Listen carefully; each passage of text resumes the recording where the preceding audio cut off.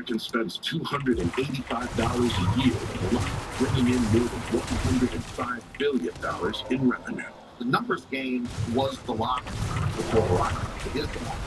The government says it's and then they run it now.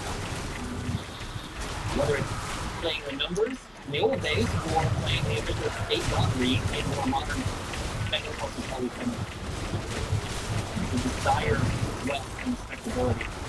St. Clair eventually leaves the numbers game behind, and after serving jail time for shooting her husband, a controversial community leader and activist, she spends the rest of her life as a philanthropist and advocate.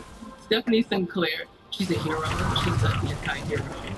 She is a complicated woman, very self-conscious. She's someone who is about her community, advocating for the rights of Black women. They're going to get to this. It's all gangster and legend in that right. And not only did she have a successful business, although be it illegal, she ultimately took that in support of civil rights, especially the latter part of her career, and she made a huge difference for immigrants in the Black community. And I think she should be known for that. It's a smart person.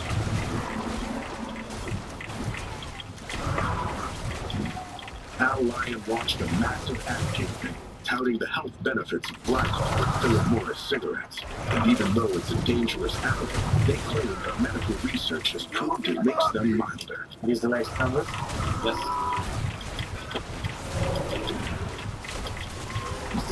This is what I like. So far, this game is paying.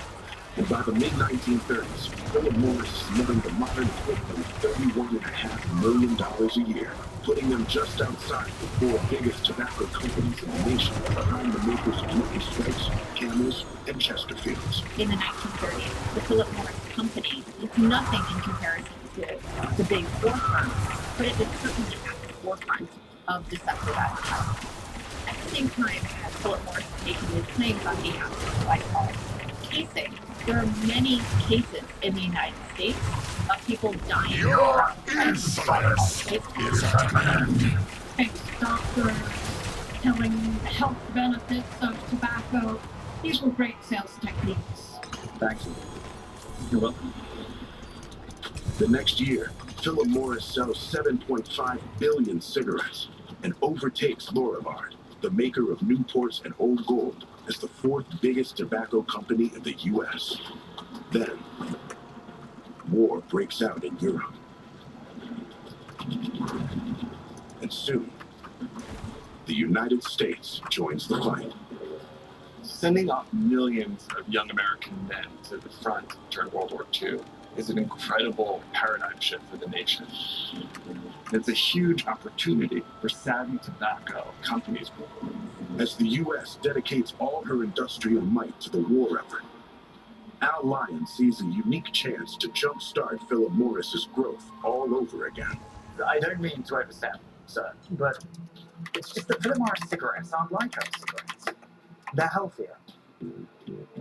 The Second World War, there's another upsurge in smoking along the same lines you've had in the First World War for the same reason.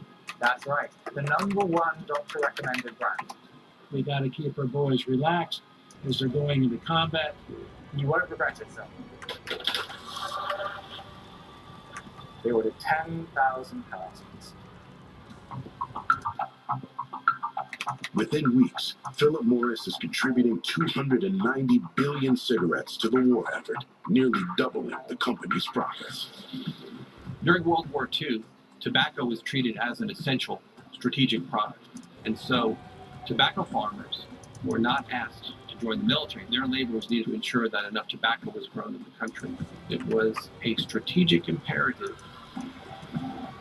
of the U.S. war effort to ensure that our soldiers had all the cigarettes that they wanted.